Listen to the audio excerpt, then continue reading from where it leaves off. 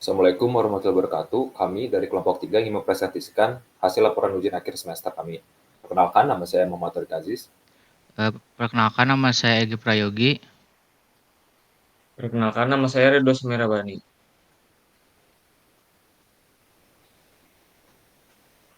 Berikut bab pertama Baik, akan disampaikan oleh Ridho. baik. Di sini ada bab satunya adalah studi kasusnya. Di sini PMB kita mengambil studi kasus PMB pada sikat ITENAS itu akademiknya. Di sini adalah ITENAS memiliki sistem informasi akademik yang disebut sikat. Salah satu fitur penting dari sikat adalah proses penerimaan mahasiswa baru atau PMB yang membantu calon mahasiswa dalam mendaftarkan diri menjadi mahasiswa baru di ITENAS. Fitur ini dirancang agar calon mahasiswa dapat merencanakan dan memilih jalur seleksi masuk sesuai dengan ketentuan yang berlaku. Tujuan dari PMB ini adalah untuk memastikan bahwa calon mahasiswa mengambil jalur seleksi yang tepat, memenuhi persyaratan pendaftaran, dan melakukan pembayaran melalui virtual account yang benar. Dengan memanfaatkan teknologi informasi, proses PMB menjadi lebih transparan, terstruktur, dan mudah diakses oleh calon mahasiswa. Di sini adalah unit bisnis yang terlibat, diantaranya PTI atau Pusat Teknologi Informasi, BAA atau Biro Akademik Administrasi Akademik, Biro Keuangan, dan Biro Akademiknya. Di sini ada skenarionya. Bagian pertama, calon mahasiswa mengakses portal pendaftaran. Unit bisnis yang terlibat PMB Tenas dan TI. Deskripsinya, calon mahasiswa mengakses portal pendaftaran melalui situs web resmi. TI memastikan portal responsif dan mudah diakses. Bagian 2, memasukkan data calon mahasiswa. Unit bisnis yang terlibat PMB Tenas dan BAA. Deskripsinya adalah calon mahasiswa mengisi data pribadi dan memasukkan nomor HP serta alamat email. Bagian pendaftaran memverifikasi dan mengeluarkan nomor registrasi. Bagian 3, pembayaran pendaftaran, yaitu unit bisnisnya adalah PMB Tenas dan Biro Keuangan. Deskripsinya, calon mahasiswa membayar biaya pendaftaran melalui virtual account Bank BNI dan keuangan memastikan sistem EVA berfungsi dengan baik. Bagian 4, verifikasi dokumen. Unit bisnis yang terlibat adalah PMB Tenas dan BAA. Deskripsinya adalah calon mahasiswa mengunggah dokumen persyaratan. Bagian verifikasi memeriksa kesesuaian dokumen. Bagian 5, registrasi biodata. Unit bisnis yang terlibat adalah PMBI Tenas dan BAA. Deskripsinya adalah calon mahasiswa mengisi biodata lengkap. Bagian registrasi memastikan data tercatat dengan benar. Dan yang terakhir, pengumuman hasil seleksi. Unit bisnis yang terlibat adalah PMBI Tenas dan Biro Akademik. Yaitu bagian akademik mengumumkan hasil seleksi melalui portal. Calon mahasiswa dapat melihat status diterima atau tidaknya. Selanjutnya ini adalah bab 2, itu identifikasinya. Yang pertama adalah identifikasi unit bisnis. Di sini terdapat firm infrastrukturnya, yaitu PTI atau Pusat Teknologi Informasi. Yang kedua adalah Human Resource Manajemennya, yang terdiri dari Biro Akademik Administrasi Akademik. Yang selanjutnya adalah Teknologi Development-nya adalah PTI, Pusat Teknologi Informasi, dan Prosurmennya adalah PTI dan Biro Administrasi Akademik. Terus di sini ada inbound logistiknya, Biro Akademik atau BA, dan Biro Keuangan. Operasionalnya adalah Biro Akademik dan PTI. Outbound logistiknya adalah Biro Administrasi Akademik dan Pusat Teknologi Informasi. Marketing salesnya adalah PTI dan service-nya adalah PTI dan Biro Akademik. Unit bisnis yang terlibat tadi ada fungsi dalam value chain-nya. Yang pertama, PTI ini mengembangkan dan pemeliharaan sistem sikat, dukungan teknis dan infrastruktur, pengadaan teknologi, integrasi sistem dan informasi, dan juga sosialisasinya. PAA, pengumpulan data kurikulum, pengelolaan informasi mahasiswa, verifikasi prasyarat, persetujuan dan validasi rencana studi, serta validasi pembayaran. Biro Keuangan, pengelolaan dan pemeliharaan keuangan akademik. Biro Akademik yaitu unit pendukung kerja bidang akademik yang bertanggung jawab kepada rektor. Tugasnya adalah melaksanakan administrasi dalam pelaksanaan program pendidikan. Berikutnya adalah identifikasi fungsi bisnisnya. Yang pertama ini ada firm infrastrukturnya adalah manajemen sistem informasi. Yang berikutnya adalah human resource manajemennya adalah pelatihan staff PMB. Berikutnya adalah teknologi development-nya adalah pengembangan sistem dan integrasi sistem. Selanjutnya, procurement-nya adalah pengadaan teknologi untuk ujian. Di sini ada primary activity-nya. Inbound logistiknya adalah pengumpulan data calon mahasiswa. Selanjutnya, pengelolaan data calon mahasiswa dan pengelolaan pembayaran calon mahasiswa. Operationnya adalah perencanaan materi ujian dan verifikasi persyaratan ujian. Outbound logistiknya adalah persetujuan, validasi kelulusan, dan pembayaran dan pendaftaran calon mahasiswa. Marketing salesnya adalah periklanan melalui media digital, dan servisnya adalah dukungan teknologi dan juga evaluasi dan monitoring. Di sini ada primary activity-nya. Inbound logistik dari fungsi bisnis, yaitu pengumpulan data calon mahasiswa. Fungsi dalam value chain-nya adalah mengelola informasi dan persiapan data untuk proses pendaftaran. Selanjutnya, fungsi bisnis dari pengelolaan data calon mahasiswa, fungsi dalam value chain-nya adalah menjamin data yang akurat untuk mendukung keputusan seleksi dan penerimaan mahasiswa. Selanjutnya, pengelolaan pembayaran calon mahasiswa ini, fungsi dalam value chain-nya adalah memastikan proses pembayaran efisien dan terdokumentasi dengan baik. Berikutnya adalah operasionnya. Di sini ada fungsi bisnis dari perencanaan materi ujian. Fungsi dalam value chain-nya adalah menyediakan bahan ujian yang sesuai dengan standar pendidikan dan kebutuhan mahasiswa. Berikutnya ada verifikasi persyaratan ujian. Di sini menjamin bahwa semua calon mahasiswa memenuhi persyaratan untuk mengikuti ujian. Berikutnya adalah outbound logistiknya, persetujuan dan validasi kelulusan. Di sini mengonfirmasi hasil ujian dan memastikan kelulusan sesuai dengan kebijakan. Berikutnya pembayaran dan pendaftaran calon mahasiswa. Di sini mengatur proses administrasi akhir bagi calon mahasiswa yang lulus ujian. Di sini marketing and sales-nya periklanan melalui media digital, yaitu menjangkau calon mahasiswa melalui strategi pemasaran digital yang efektif. Dan yang terakhir, servisnya adalah dukungan teknologi, yaitu memberikan bantuan teknis untuk kelancaran proses pendaftaran dan ujian. Terakhir, evaluasi dan monitoring, yaitu mengawasi dan mengevaluasi seluruh proses untuk perbaikan berkelanjutan. Selanjutnya adalah support activities-nya. Yang pertama adalah infrastrukturnya, itu dari unit bisnis manajemen sistem informasi, yaitu fungsi dalam value chain-nya adalah memastikan infrastruktur teknologi informasi mendukung seluruh proses pendaftaran. Berikutnya, human resource manajemennya adalah pelatihan staf PMB, yaitu pengembangan kemampuan staf untuk pelayanan yang optimal kepada calon mahasiswa. Berikutnya, teknologi, yaitu pengembangan sistem, yaitu adalah meningkatkan efisiensi dan efektivitas proses dengan sistem yang terus diperbarui. Berikutnya, integrasi sistem, yaitu mengkoordinasikan berbagai sistem untuk berfungsi secara harmonis. Dan yang terakhir adalah procurement-nya adalah pengadaan teknologi untuk ujian, memastikan ketersediaan dan kualitas perangkat teknologi yang dibutuhkan untuk ujian. Di sini ada matriks, yaitu antar unit bisnis dan fungsi bisnisnya yang tadi sudah dibahas.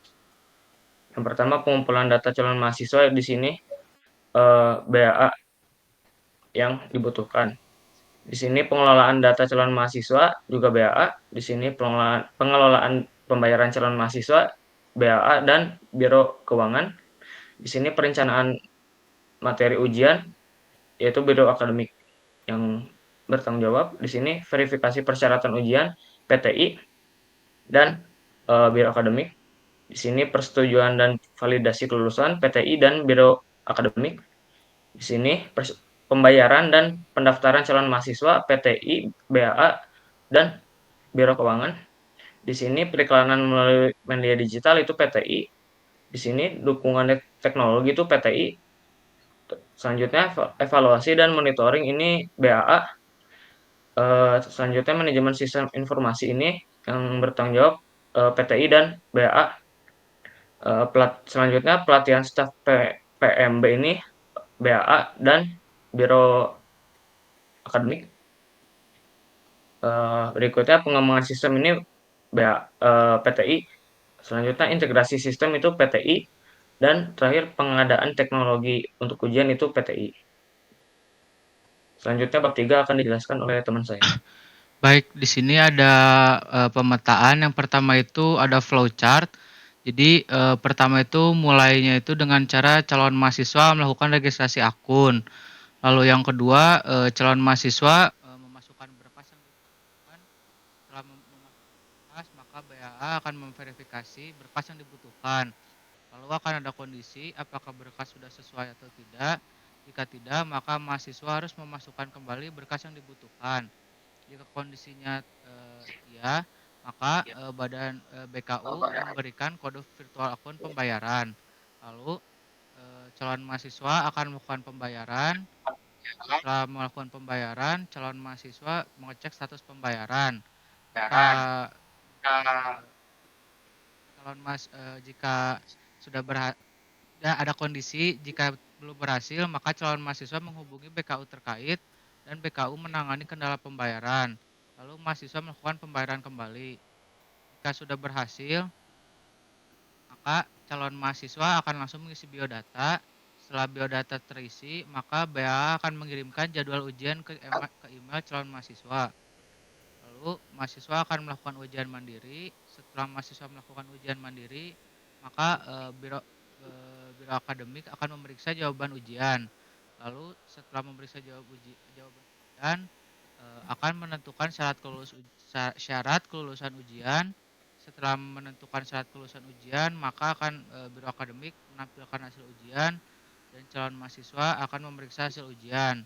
Di sini ada kondisi apakah lulus atau tidak. Jika tidak, maka akan selesai. Jika lulus, calon mahasiswa akan menerima email tentang info lebih lanjut. Maka selesai.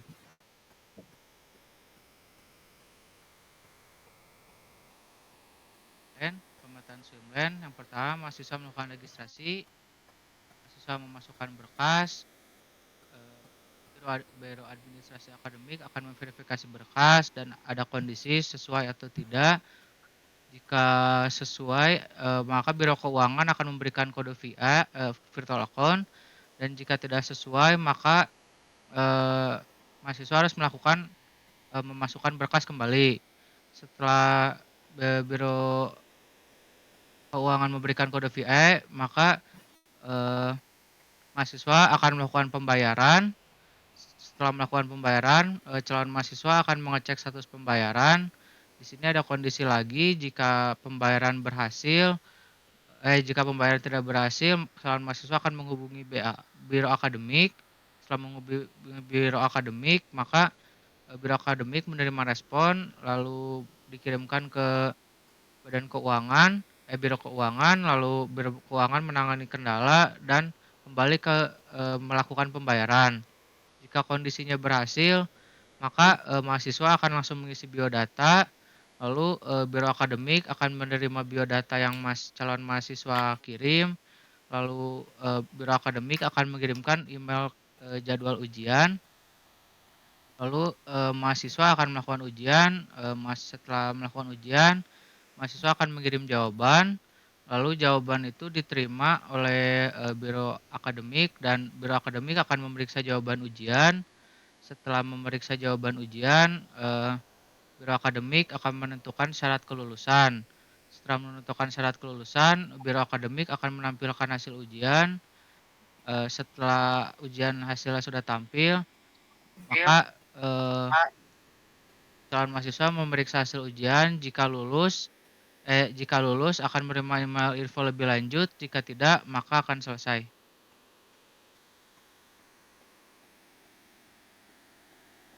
Dan di bab 4 akan dijelaskan oleh rekan saya yaitu Arik. Berikut adalah bab 4, yaitu root cause analysis. Nah, di proses penerimaan mahasiswa baru dalam SIKAD ini memiliki beberapa bottleneck. Berikut adalah beberapa potensinya bottleneck yang bisa terjadi. Nah, yang pertama adalah proses verifikasi data dan dokumen yang memakan waktu lama. Kendalanya, proses verifikasi data dan dokumen yang memakan waktu lama Dampaknya adalah calon mahasiswa harus menunggu lama untuk mendapatkan konfirmasi atas kelengkapan dan keabsahan data dan dokumen yang diunggah. Penundaan dalam verifikasi data dan dokumen dapat menghambat calon mahasiswa dalam proses pendaftaran secara keseluruhan. Yang kedua, ada keterbatasan aksesibilitas dan responsivitas sistem. Kendalanya adalah keterbatasan aksesibilitas dan responsivitas sistem, terutama saat banyak calon mahasiswa mencoba mengakses SIKAD secara bersamaan. Dampaknya adalah calon mahasiswa dapat mengalami kesulitan dalam mengakses sistem SIKAD, terutama saat tingkat lalu lintas pengguna tinggi. Pengalaman pengguna yang buruk dapat mengurangi minat calon mahasiswa untuk melanjutkan proses pendaftaran. Yang ketiga adalah kurangnya kejelasan pada pengisian formulir online. Kendalanya adalah pengisian formulir online masih terlihat ambigu, seperti kurangnya kejelasan dalam ketampilan guide pengisian formulir online. Dampaknya adalah calon mahasiswa dapat merasa bingung dan kesulitan dalam memahami instruksi pengisian formulir online. Ketidakjelasan dalam tampilan guide ini, masalahnya adalah menghambat kelancaran proses pendaftaran dan menimbulkan frustasi bagi calon mahasiswa. Yang keempat adalah desain antarmuka yang buruk. Kendala antarmuka pengguna yang tidak intuitif atau rumit dapat menyulitkan calon mahasiswa dalam melakukan pendaftaran. Dampaknya adalah calon mahasiswa dapat merasa kesulitan dalam menavigasi dan menggunakan sistem SIKAD. Antarmuka pengguna yang tidak intuitif atau rumit dapat membuat proses pendaftaran menjadi lebih sulit dan membingungkan. Hal ini dapat mengurangi kepuasan calon mahasiswa terhadap pengalaman menggunakan sistem SIKAD dan dapat menyebabkan mereka menyerah dalam proses pendaftaran. Dan yang berikutnya adalah bab 5, yaitu penyelesaian dari root cause. Yang pertama adalah verifikasi data dan dokumen. Solusinya ini adalah masalah ini dapat diselesaikan dengan menggunakan algoritma otomatis untuk memeriksa kesesuaian data. Hal ini dapat mengurangi ketergantungan pada staf dalam melakukan verifikasi manual. Algoritma tersebut dapat dengan cepat dan akurat memverifikasi kesesuaian data, seperti mencocokkan dokumen identitas, riwayat akademik, dan informasi lainnya yang dibutuhkan dalam proses pendaftaran. Dengan demikian, proses verifikasi akan menjadi lebih efisien, konsisten, dan mengurangi kemungkinan human error. Yang kedua adalah aksesibilitas dan responsivitas sistem. Solusinya adalah untuk meningkatkan aksesibilitas dan responsivitas sistem. Solusi yang dapat diterapkan adalah memperkuat infrastruktur server dan memastikan sistem dapat menangani beban akses yang tinggi. Penggunaan teknologi cloud dan caching juga dapat membantu meningkatkan responsivitas sistem. Dengan infrastruktur yang kuat dan kemampuan menangani beban akses yang tinggi, sistem akan dapat melayani calon mahasiswa dengan lebih cepat dan andal, terutama pada saat puncak pendaftaran. Pengguna teknologi cloud dan caching dapat membantu mengurangi beban pada server utama dan meningkatkan kecepatan akses bagi pengguna. Yang ketiga adalah kurangnya kejelasan pada pengisian formulir online. Solusinya adalah, untuk mengatasi masalah ini, solusinya dapat diterapkan dalam memastikan formulir online yang mudah dipahami dan memiliki tampilan panduan atau guide yang dapat dimengerti oleh calon mahasiswa. Hal ini dapat dicapai dengan melakukan evaluasi dan perbaikan pada desain dan tata letak formulir, serta menambahkan petunjuk atau penjelasan yang jelas pada setiap bagian formulir. Dengan demikian, calon mahasiswa akan dapat dengan mudah memahami dan mengisi formulir dengan benar, mengurangi kesalahan dan kebingungan. Dan yang terakhir adalah desain terbuka yang buruk. Solusi untuk mengatasi masalah desain terbuka yang buruk adalah solusi yang dapat diterapkan adalah melakukan evaluasi desain terbuka secara berkala dan memperbaiki elemen-elemen yang membingungkan. Selain itu, pengujian dengan pengguna nyata juga dapat membantu mengidentifikasi masalah dan memperbaikinya. Dengan melakukan evaluasi dan perbaikan secara berkelanjutan, desain terbuka pengguna dapat ditingkatkan untuk menjadi lebih intuitif, mudah digunakan, dan memberikan pengalaman positif bagi calon mahasiswa saat berinteraksi dengan sistem.